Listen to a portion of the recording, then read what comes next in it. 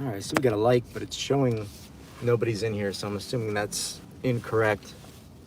All right, let's get to it. What's up, guys? How are we? If you're a Suede holder, I know the answer to that. So, really, really huge stuff happening, and it's surely no accident that we're seeing what we're seeing. We are in the hottest space, AI agents, and we've actually got a pathway to revenue. And I think what a lot of people, and I discussed this a little bit in the group earlier, what a lot of people get wrong, especially crypto natives, is they're trying to appeal to other people in the cryptocurrency space.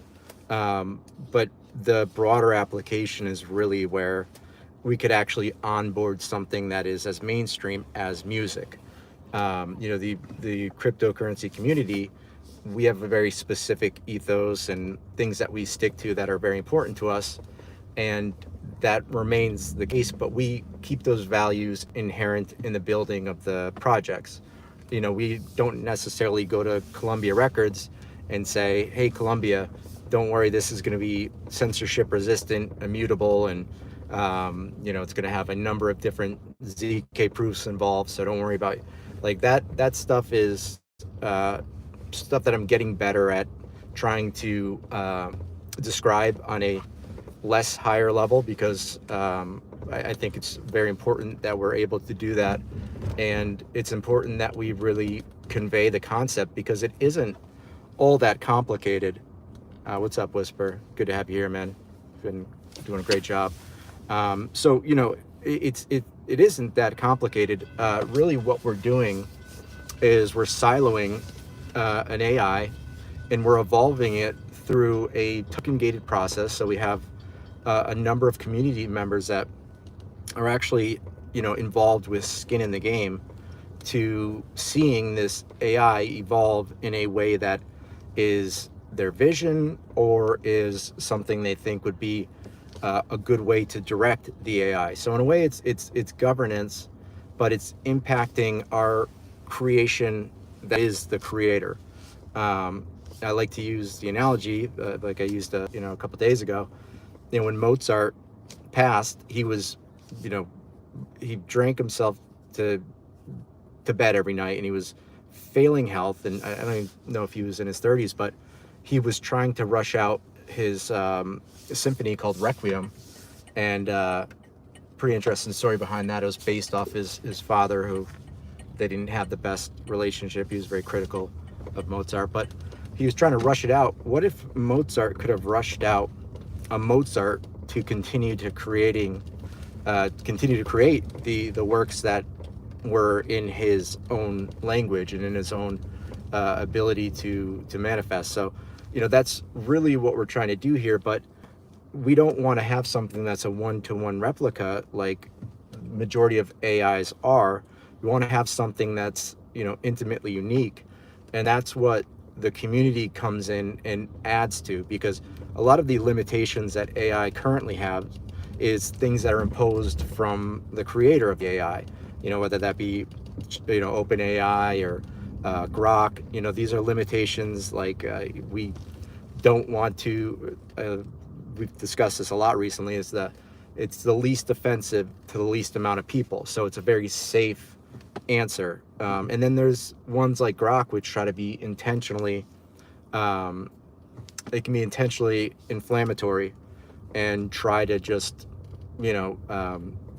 excoriate or kind of look down upon a certain ethos or a certain mindset. So we want to have something that is actually based upon not what it's expected to put out as far as how well it will be received, but what it's expected to put out based upon input of actual humans. And what makes a human versus an AI is the combination of interest. And that's why, like, a lot of YouTubers and stuff like that, they say, find your niche down. I think that's horrible advice, because let's say my niche was playing guitar. There's always going to be someone better than me. AI is always going to be better than me. But if I come to it with my experience of what I've had happen in my life, I'm passionate about, what I love, that combination, like amalgamation of things, is what makes an AI, or makes a human unique from an AI. So when you take that and you've got a number of different data sets from an individual, and you combine that with a community, a larger community that's actually vested in the proliferation of this AI creation, then you've got a combination of something that's truly unique. And the limitation then are based upon other people in the community. So it's more of an egalitarian approach. It's not a top-down approach where, Chat GPT decides that, they are for or against a certain political party, and so you will not receive any information on that. It's the limitations would be, well, we've got 900 other token holders that have, let's say, 1% of 0.1% of voting allocation based upon their token shares. Well, those are the limitations. So if they're pushing in a certain direction, I can influence it in the other direction, to the point to which I've got voting power and the ability to imbue characteristics on this. But where it really gets important that we understand who we're marketing to is on the front end of this. So this will be very attractive to a lot of labels, to a lot of music creators that are independent creators for like a lot of the ambient backing stuff that people use for royalty free music. A lot of those work on a subscription model. And what is unique about this is when Columbia or Warner, they go to use an AI, well, they can't make the claim that they're actually using something that's human. But what if they're utilizing an AI agent that is basically, like I said, the combination of a group of interested parties? Then they're basically using a number of different humans in the creation of that piece. So it becomes, very, very pitchable in that regard. But what I think is really great about it is we build the interface so that token is Suede is integrated into the usage of the bot in every aspect and in every facet, except for the front end, because we're going to turn off a lot of newer creators or people that aren't crypto, saying you've got to pay in Suede token, and B, if we're accepting USD, USDC, Solana, ETH, AVAX, whatever it is, well, when they pay in that, whatever's their preferred method, credit or debit as well, then it'll automatically convert in, which will benefit, of course, the Suede holders. And then the Suede holders obviously want Suede because that's what they purchased. So that will be distributed as the royalty mechanism, which will give us flexibility to, not only accept any form of payment, but it also gives us the ability to, if say we decide that we're, working a specific deal, we have the ability to be more agile than a typical, just simple AI that's based upon inputs from the history of time. I'm trying to read these. So, all right, I'll get right to it, Ricky. So basically, you've got an AI that's created by a group of people, and based upon the inputs that it receives from those people, it creates certain pieces of music, and based upon the percentage of impact that you've had on that AI. So if I have 10 tokens, then I am worth 10 tokens worth of royalty distribution, which is done in real time and is done in Suede. So on the front end, everything's easy. And the market for this, it sounds to people that aren't fully aware of kind of how this stuff works, it sounds like it's limited, but it still is a huge market, because the AI music, for the most part, you'll get copyright strikes if you're just using stock standard AI stuff. And the bad part about that is if you create something using an AI algorithm that gets a copyright strike, first of all, you know, if you're on YouTube or whatever, 3 strikes, all your videos, all your channels are gone. You may only owe them, you know, 37 cents in one instance that I was researching. And but the problem is they now own all of that. And in order for you to actually fight back against that, you need to hire counsel and you need to take it at court. And not a lot of people have the ability to do that. You know, we do have counsel on retainer, and so, you know, that would be something that we could do. But the average independent creator doesn't have the ability to just, you know, go against, in the case I was reading about was Epidemic Sound and their patent trolls. And what they do is they purchase a little piece of music that's very broad, and then they just go about and they find little pieces of other people's music and they make a copyright strike. And even if it doesn't match, the case that I was reading about was from a YouTube channel called Rings of Orion. And he did a 9-hour ambient music on guitar, just guitar and visuals, all original, his own stuff. And they claimed that a song they owned, which was a piano piece with vocals, didn't even sound similar at all, was owned by them. And they reviewed it, and they still determined after he had appealed it was owned by them. So his 9-hour piece is now owned by Epidemic Sounds. And so this market is very still very nascent, because the record label model is changing rapidly, and we've got these behemoths installed which, you know, dictate who gets what and how and who's the creator of this or that. Well, when you have an AI agent that's creating these pieces, then you're actually creating what's called provenance. And provenance just means you can, you know, trace it back to its origin. So when it's created on chain, you can see who, how, when it was created with a timestamp. So it is no longer debatable as to who actually owned that. And, you know, a lot of musicians, they don't want to copyright or, you know, apply for trademarks or for every rough sketch that they want to put up on YouTube. You know, they don't want to have to go through that process, because a lot of it's there's still stuff in the works. Well, as a natural byproduct of creating music on chain, that's just something that happens as every transaction gets hashed. You have the ability to check provenance and actually trace that lineage back to when and how it was created.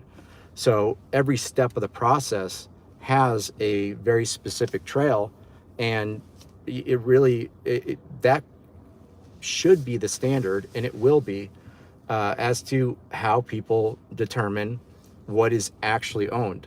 No longer will it be up to the deciphering of you know, biased third parties to say, well, you know, I hear a C major and it's got some counterpoint in the bass, and we do that, so we're going to go ahead and take you to court.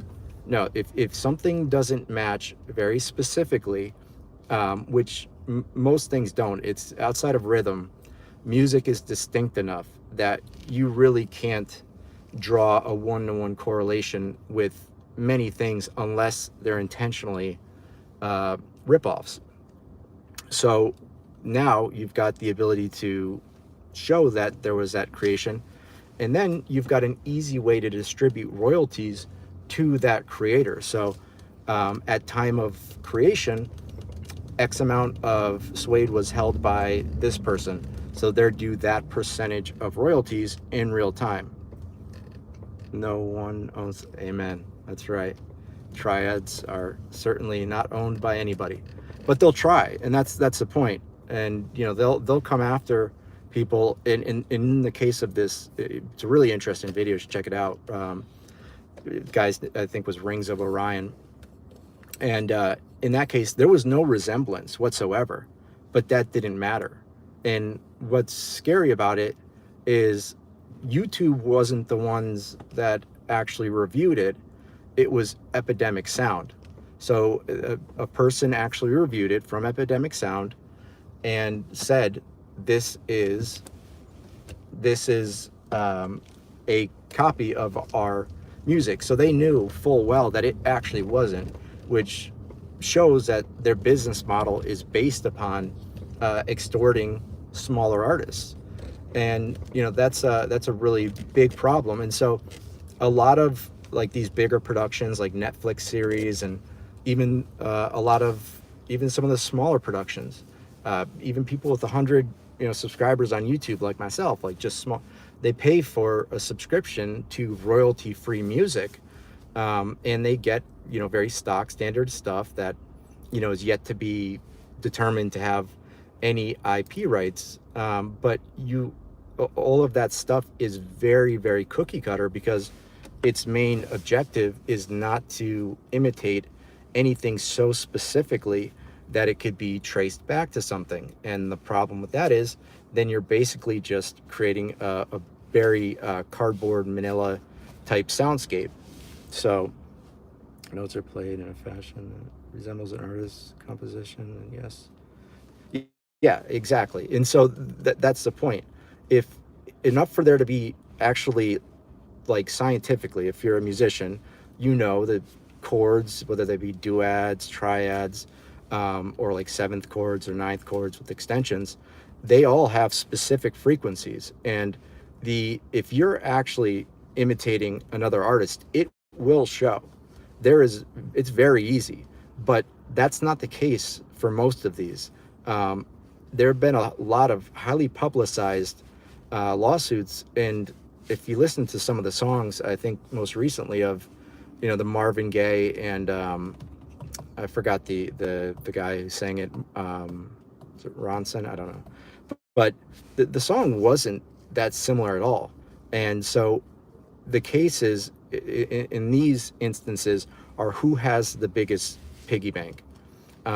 Because when I was in business, we had what was called serial litigators, and they would sit at home and they would opt in to get a phone call from us, and they would do this to Walmart, Target, everybody that dialed anybody, and they would put themselves on the DNC right after they got the phone, and then they would sue you. These were like usually disbarred lawyers, and they would say, look, yeah, I'm going to be found not to be in the right. If we go to court, it's going to get dismissed, but it's going to cost you $20,000 to take it to court. So give me 5 and we'll call it even. And we were doing that for a long time because it was just the cost of doing business, until finally we said, we're done being pushed around. We're going to retain in-house counsel, and we're going to countersue everybody for defamation, and we're going to make them come to where we are. And so that's the way it works. We didn't have the ability to do that in the beginning. We just kind of had to just take it.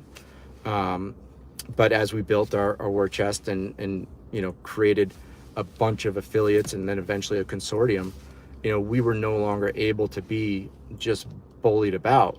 But if you're an individual artist, you usually don't coalesce in a way that gives you the ability to have access to those sort of resources. Samples are replayed and yeah, I mean, there's certainly there are instances of that, but even if you look at like so you're probably familiar then with George Clinton.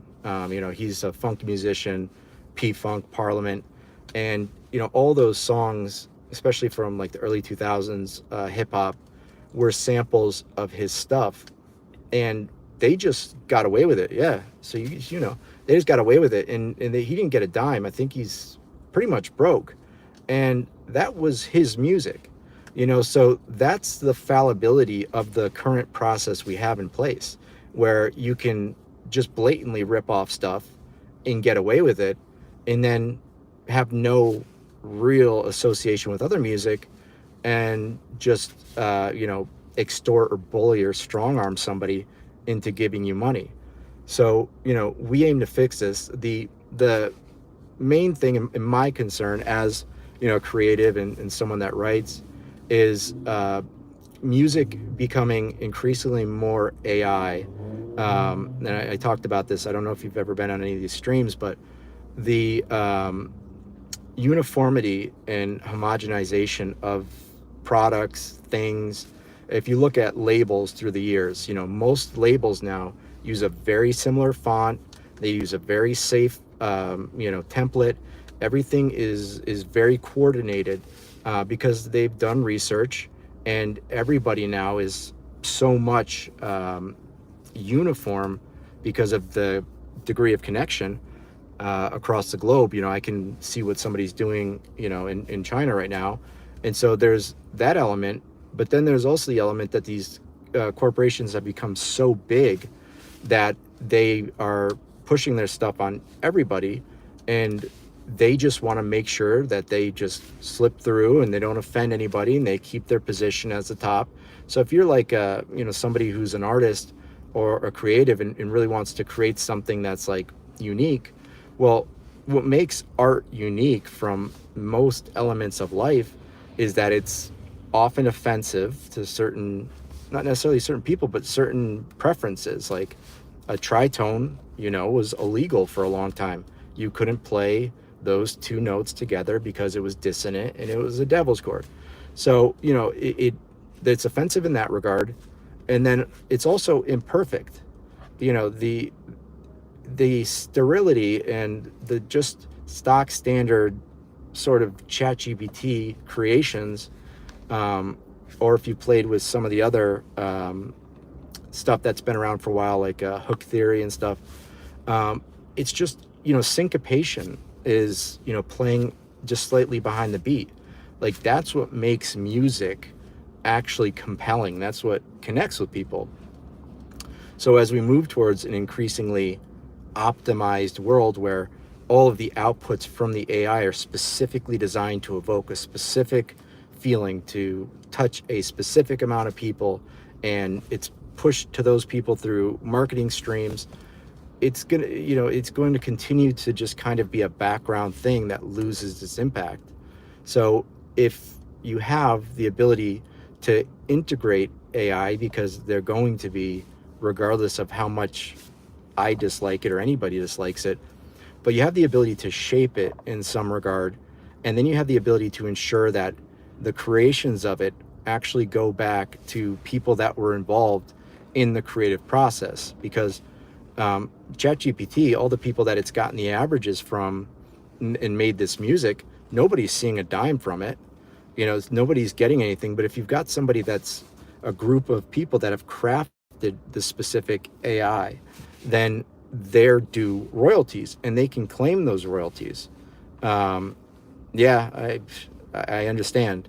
But AI doesn't need to be the sole creator. A lot of people will use it in a regards like, let's say if I'm playing, I'm underlying major tonality, and I want to know what chords I can use to move to a Dorian modality. You can use AI to query those sort of things. So it doesn't need to be, totally binary as far as like AI created, not AI created. It can be integrated, which it will be. But if we can retain some sort of ownership over the AIs that have a big impact and a big footprint in the industry, then we can ensure that it at least keeps a degree of human in it, a degree of humanity in it, and then we can, have some impact on it. Otherwise, it's just going to be the tech behemoths and the current people that are the incumbents in AI, and they're going to be dictating, creating everything.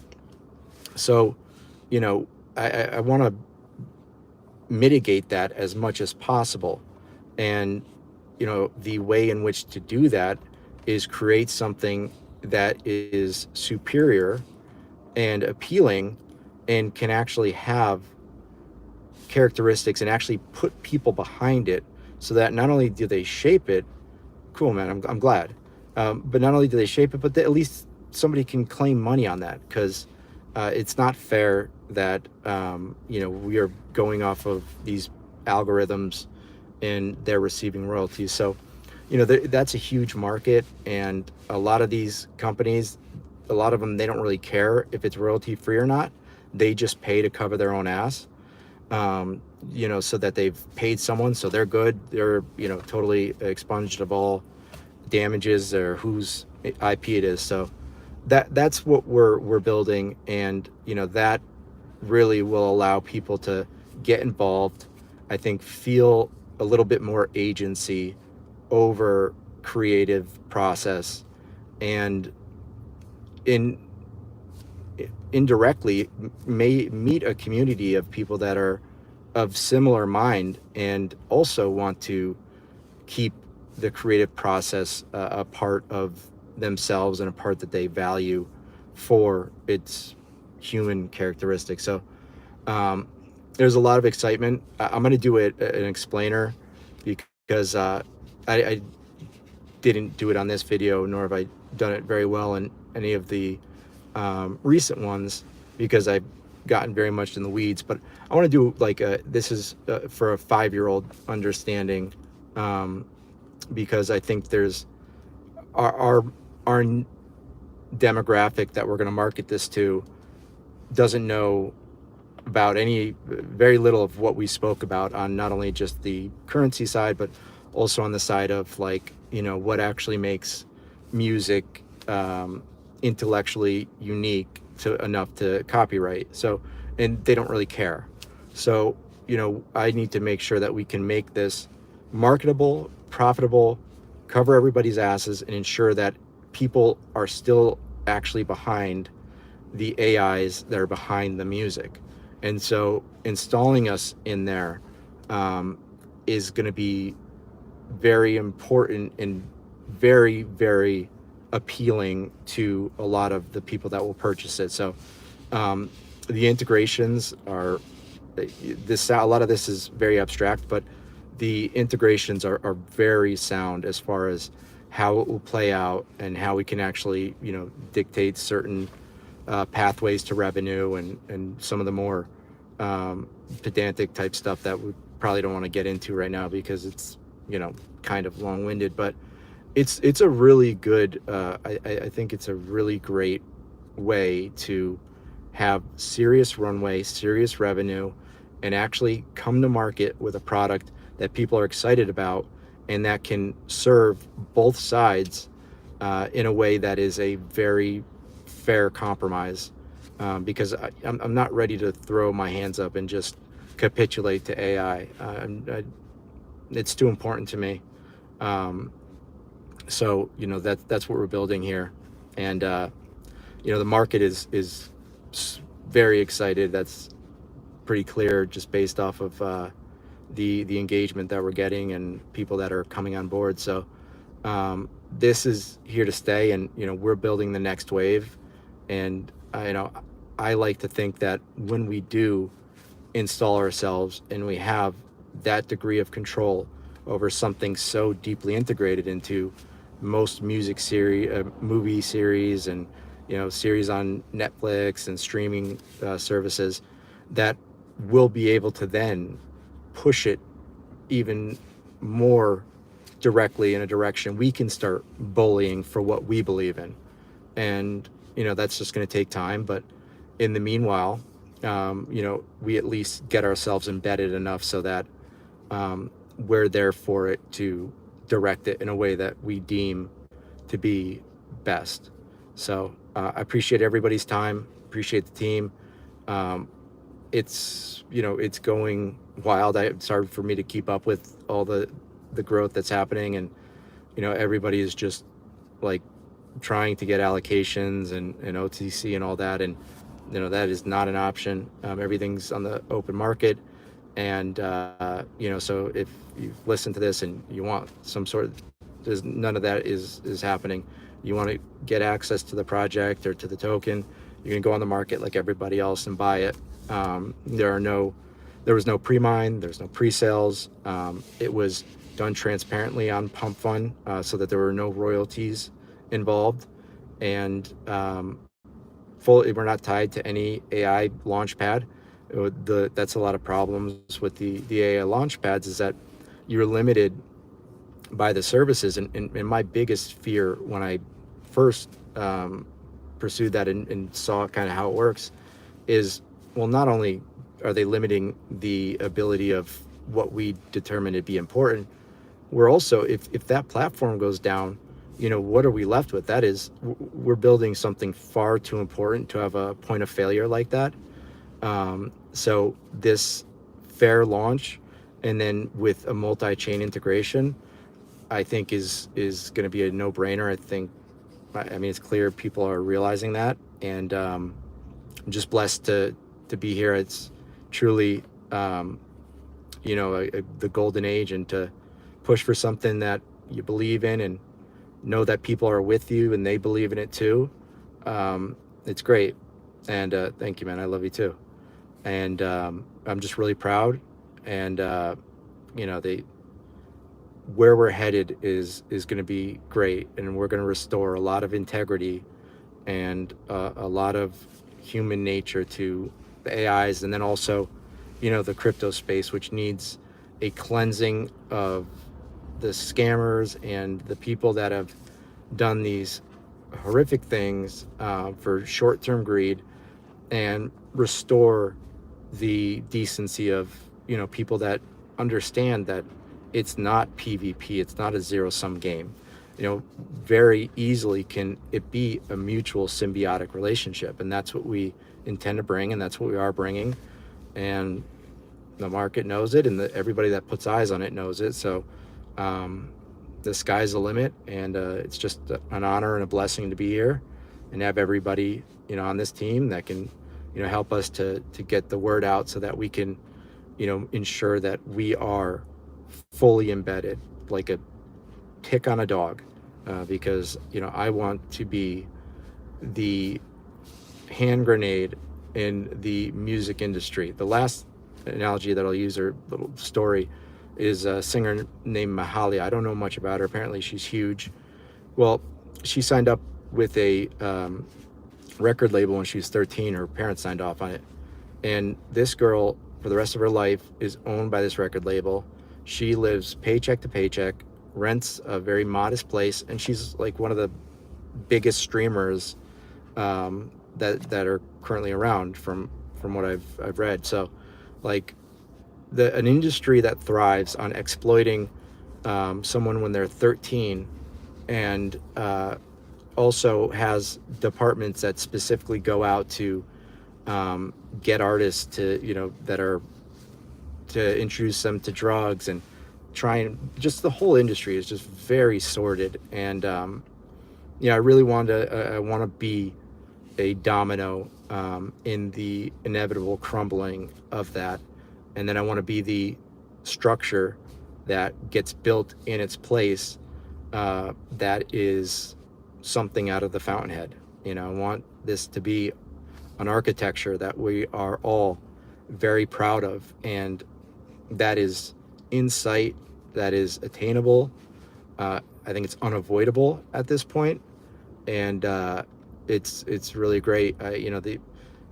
Anybody has any like uncertainty as to what the music industry is like, just look at most of the record deals. I know a lot of the studio players that play on like Taylor Swift concerts, and the biggest acts around, and those guys are getting $100 a night, and they're living in Germany for a 7-week series, and then they're flying to Japan, and they're flying to the States. Like, these people are making I think technically below the poverty line, and they are the world-class best possible at their artistry. And unfortunately, record labels play on people's vanity, and they leverage that, and a lot of people will do a lot for the limelight, but you can have that, and you can also stay true to your vision and not need to sell your soul to the devil in order to do that. And it shouldn't be that way. It's not like that in many other things, in literature. It's not like that. So we need to bring that back, because it's on us. And I don't want to throw my hands up and just accept it. And I've reflected on this for years now. So honored, humbled, and truly grateful to be alive at this time, and to know that we're going to be a part of keeping things with a degree of humanity in a world that's increasingly cold and sterile. So proud of everybody, guys. Let's keep it up. Love you all. And we're fighting the good fight. Gonna be here every step of the way fighting with you guys. All right, let's get it. All right, have a good night, guys. Happy Sunday.